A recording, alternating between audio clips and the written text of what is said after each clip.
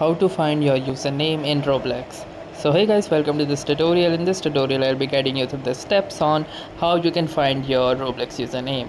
So in order to start, the first thing that you will need to do is simply open up your Roblox application, and once your Roblox opens up you will see an interface like this.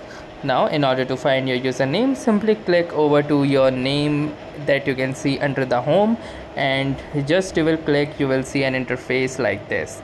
And in this interface, as you can see, this @ is your username.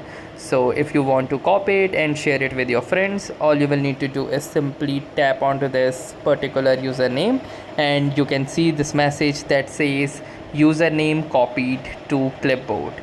So this means your username has been successfully copied and you can share it among your friends.